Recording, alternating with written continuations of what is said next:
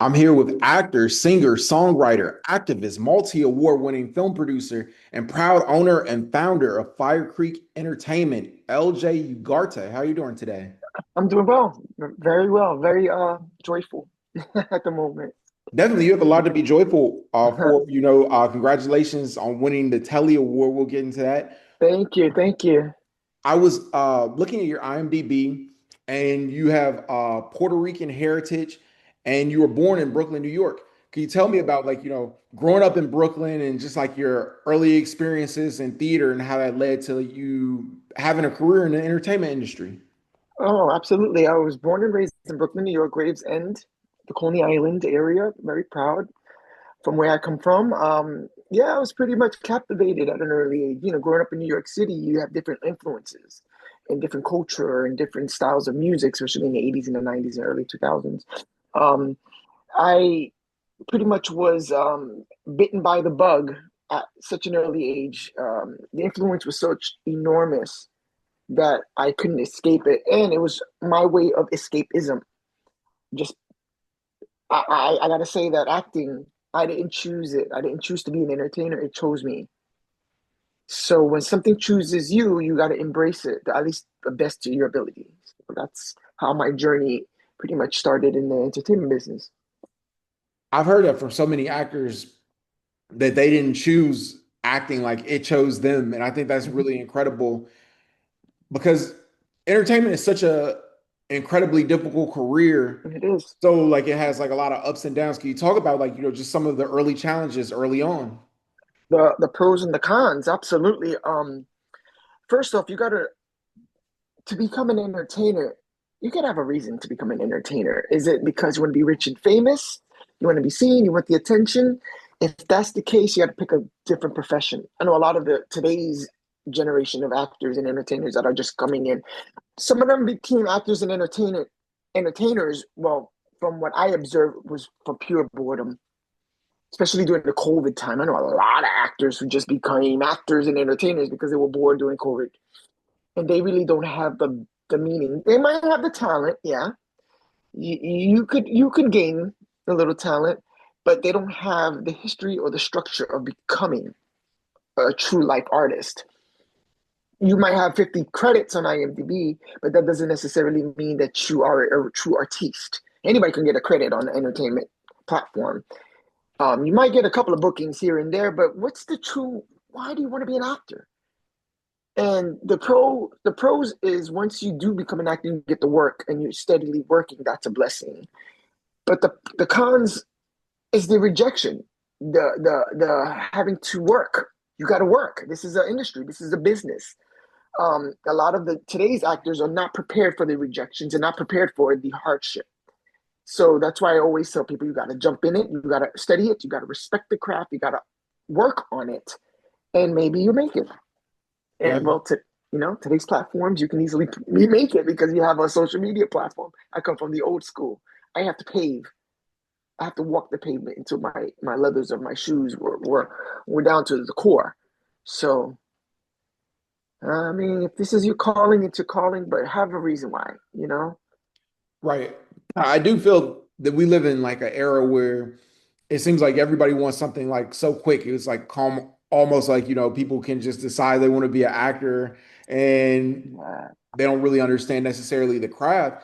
And I uh, heard Denzel Washington say once, like, that if you want to be an actor, you have to start in theater, which you did. Can you talk a little bit about how like having a background in theater has helped you, um, evolve into an actor and have that strong background? yes, a lot of actors started in theater, community theater, off Broadway, or whichever churches, pageants. Um, and some actors don't. Some actors get their big break on television, which is fantastic, or live TV, which is sort of like theater. I started in community, in church, doing church pageants and kind of crafting it. Then, as I got older and started studying the craft a little bit more, having respect for the craft, started auditioning for off Broadway or community theater. And that's how I got my foot in the door. And before I even got those jobs, I did it in high school. I was in high school productions, and then I did it professionally. And through high school, I was able to get scouted by a professional who scouted us and put us into professional theaters after auditionings. And whew, that was work. I haven't done theater in years because I think films kind of spoiled me a little bit. But Okay. when you do live theater, man, you got to really, really work because it's live and you got to bring it to the audience. You got to engage with the audience. And it's just, whew. I Yeah, respect it so much. It's a beautiful thing. most Will I do definitely. it today? Yeah, I would. I have to physically prepare myself, but yeah, I would do it in a heartbeat. Definitely. You're known for having a beautiful singing voice, and you were touring across the country in shows from Miami Beach and New York City. Can Yes, you talk a little bit about yes. that? Those were the days, the struggles. I call that the chitlin circuit. When I tell you, I had to pave the way. I've done when I was starting as a singer, doing clubs. I've done some beautiful clubs. I've done some deadbeat clubs. I even sang for just four people once, oh, well, a couple of times. But I had to really pave the way. Like in my little beat up old station wagon, going from place to place, to hit the clubs. Any place I can get booked, and then background, and then and that hardened me. It humbled me and it hardened me because if you're being paid to sing at some little hole in the wall for just four people, you better bring it and give them the best of the best show you possibly can. And those days are still with me because even to this very second, if I'm performing any type of show, I'm gonna give you 1,000%. I'm gonna give you the best I can. Even if I'm not feeling well, I'm gonna captivate you in hopes that you like what I'm doing. Most definitely, man. I really appreciate that because as an artist, like I myself, I know how like difficult it is, like, especially like showing up to shows and there not necessarily being a lot of people Yes. and, you know, uh, not even necessarily sometimes getting paid or paid very well Yeah. for Yeah. shows. Yes. I think like, people like, don't necessarily understand like as far as like the sacrifice that it takes, like, being an artist. What would you say like was the hardest thing that you had to endure and like how did you overcome it?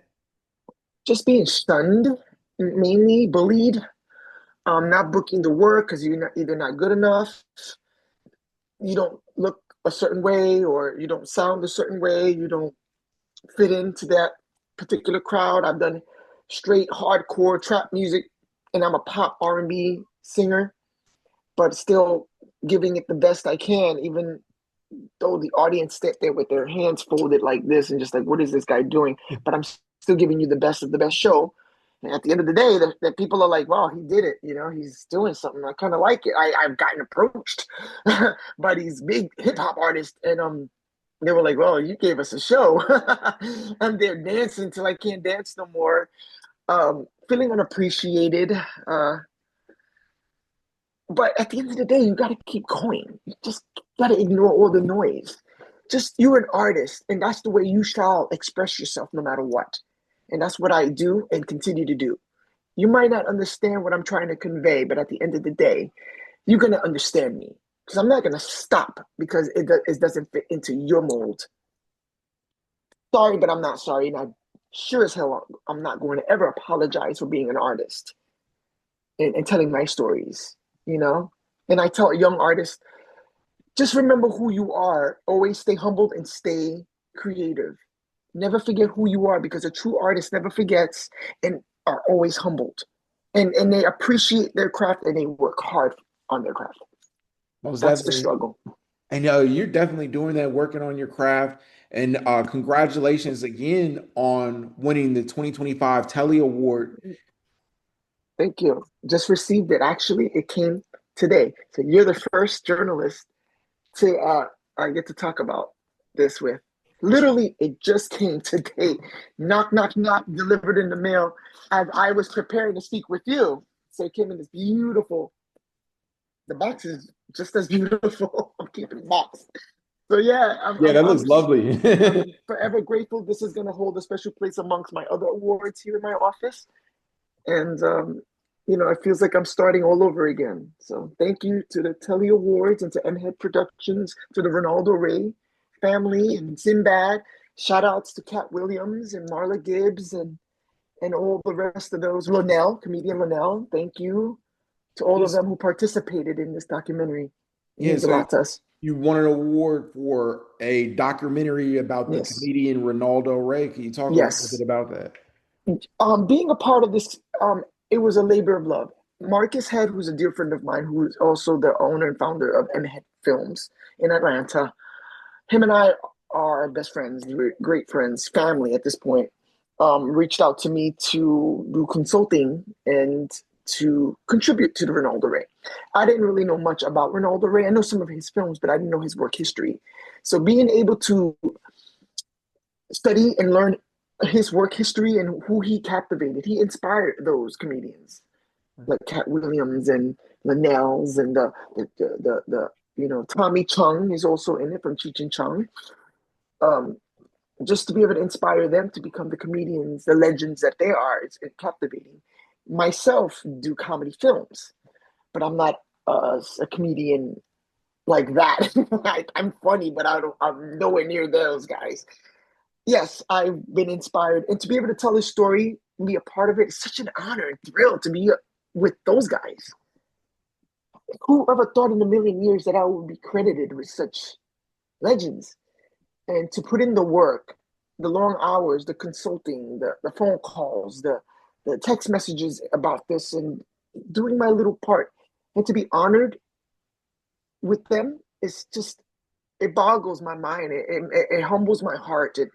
I'm just a simple little Puerto Rican kid from Brooklyn, New York, who just wanted to please. I just wanted to please my parents, and I just wanted to entertain because I wanted a way to escape bullying, getting bullied. Now, hey, a bully comes in and knock you upside the head with this right here. You know what I'm saying? I'm gonna knock your head.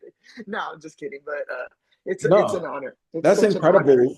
And I love Ronaldo Ray's work, hilarious Yes, comedian, been yes, in so many movies such as Friday, House Party 3. yes. How did you come to work on this documentary? Like, what was like, the involvement, like, that you're gonna make because you could spend like your time making a documentary about anyone. Like, why did you decide like, to work on this one about Ronaldo Ray?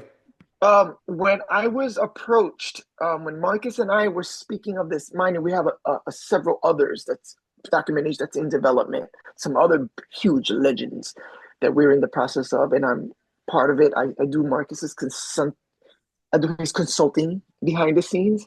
When he spoke about this, and I saw it in his eyes, the passion of it, I couldn't say no. I couldn't. First off, he's a friend of mine, and I know how deeply passionate he is about his craft. I said, I definitely got to be a part of this. I have to be a part of it. So let me study. Let me do my research on it, and anything that he needs. He has his own production company. I have mine, and I've been in this business for so many years that he trusted me to consult on it, and I just couldn't say no. Beautiful story. Most definitely. And congratulations on your success. Can you talk a little bit about your production company, Fire Creek Entertainment, and just the Yeah, reason you started it yeah, and the kind of like, productions you plan on doing in the yeah, future? yeah. How do I tell this story without breaking down, losing my it's such a Fire Creek Entertainment started straight out of love. It started with a beat up old suitcase, the famous suitcase story. One day, I got tired of being rejected. I got tired of the nose. I got tired of you too skinny, you too fat, you're not black enough, you're light skinned, you're not light enough. Your voice is too high. Your voice is not low enough. I just got sick of the rejections. So I said, you know what? You, it's, I'm going to show you guys that I am going to do this on my own. I don't need a studio. I don't need sponsors. I'm going to do it on my own. How? I had no clue. I had the ambition. I had a black suitcase with a bunch of beat up old lights, some dollar store makeup. I had a slate that I had bought from Universal Studios, which wasn't a professional slate. It was a souvenir slate. But it's the thing that the chomp action, we used in films. Now my mine's are the ones that I have now are really professional, but back then it wasn't, and I didn't have any money. I didn't have the money, so I had a dream of starting a company of my own, and I just kept building and building and building. And then when I did get the job and started saving my money and started, putting everything together and got it incorporated. I got it licensed. I got it trademarked, and now joint. I'm affiliated with the Palm Beach Film Commission, and I'm affiliated with multiple companies. And it's 18 years later, we're Fire Creek Entertainment LLC. We have a warehouse and we've done several productions. And I had started it because I got sick and tired of the no's. And I wanted to start a company that wasn't about me. In the beginning, I said, I'm going to get even with you guys. I'm going to start a company that's going to be about me. Then after a while, when I realized it's never been about me, it's about giving the underdogs an opportunity like myself to be able to tell their stories and to be able to elevate their productions. And I've been rewarded over the years for it, and I'm able to watch the artists who worked on the rest become big time filmmakers on their own rights. And I get Christmas cards and letters in the mails every year thanking me. And I'm like, you guys don't ever have to thank me. You guys continue to shine. That's just like with Ken Sagos, the famous actor from the Nightmare on Elm Street films. Kincaid from Freddy Krueger, Nightmare on Elm Street 3 and 4. He put me on. He gave me an opportunity in 2016 to produce a little horror movie called The Gornos, which became a cult classic now. And that's a production under us that I've executive produced. And to this very day, I still thank Ken Sagos, and he's like, now, LJ, you finna stop thanking me. How do you thank the person who fed you? How are you going to stop thanking a person who gave you a step up? You can never thank and continue to move it, pass it forward. You know what I mean? It's Ken Sagos. He worked with Martin Lawrence. He put Martin Lawrence on, for God's sakes. You know what I mean? And even with this award, many, many years later, I still thank Ken Sagos, who gave me a job, who believed in me. And now I'm able to continue to thank him in moving forward. And that goes to anybody from my past. The drama teacher who said I couldn't act. The drama teacher who hated Wow. me, you know what I mean? Oh, Who, did you actually have a drama teacher that told you couldn't act? Wow. yes. And then over the years, she kind of saw the evolving and she was like, God, you surpassed my every expectation. I'm like, yeah, but while you were giving the flowers to your little prized students who fizzled into obscurity, I won Emmys, I won Tellys, and I'm proud of that. And therefore, it's like I said, it's never been about me. Now I can use this honor to help little LJ, Lewis John Ugarte, become who he wants to become, the next little LJ in the background, who's there silently dreaming. And that's the whole premise of Fire Creek Entertainment. We light the fuse and watch it. Definitely. What would be your advice for, young people in the entertainment industry, specifically the people who necessarily feel like unwanted? Because I've experienced that in acting class. Sometimes, like, sometimes people get into acting classes that aren't necessarily a supportive environment or encouraging of their talent. Yes. And, some people who have gone on to achieve, like, great things like you have these stories of being discouraged by people who were supposed to encourage them. What will be your advice to young people? Continue on. Never give up. Let them call you out by your name. Allow them to just nitpick, because at the end of the day, you stay true to yourself. You are an artist and you will make it. And secondly, stay consistent. You start a journey, finish it. You're gonna have to walk through thorns. You're gonna have to get a bunch of no's. To this very day, I'm still fighting. I'm still fighting for roles. And people says, "Oh well, they're not gonna hire you for that. They're not gonna book you for that. They're not gonna. You're not. F you. I am not going to stop because you say I'm not good enough. I'm going to continue on because I know in my heart that I'm good enough. I'm good enough like the next person, and I'm going to continue to work 25 times harder, 100 times harder to continue on. And I'm going to stay in the path of the love, because it's love. I do it because I love it so much. Don't give up. You're going to feel weak, and you're going to feel like you're not good enough. But look within yourself. There's light at the end of the tunnel, and you're going to make it. You're going to make it. Just remember why you're doing it. Stay humble and stay consistent. Keyword consistency is the key. That's powerful. LJ, what's next for you? What's next for Fire Creek Entertainment? We have several other productions, other documentaries in development. I'm working on a Friday the 13th fan film, which is I'm involved in it as an actor. Maybe I'll get approached to produce it. It would be nice to and humbling to be able to produce a famous Jason, kill, kill, kill, kill, kill, Yeah. running around. That's my next project that I'm currently in not in developing, in pre-production on. I have several comedies that I'm working on that's in development that Fire Creek is also attached to produce. Several documentaries. Marcus Head and from M Head Films and I are in talks doing several others, and maybe next year I'll get my secondary Telly Award. Who knows? Maybe an Emmy nomination. Most Um, definitely. I look forward to following your career, LJ, and congratulations on all your success. And I continue to hope to see Thank more. you.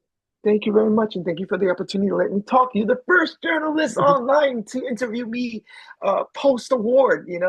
Definitely, man. I'm honored. Thank you so much for the time. Thank you very much.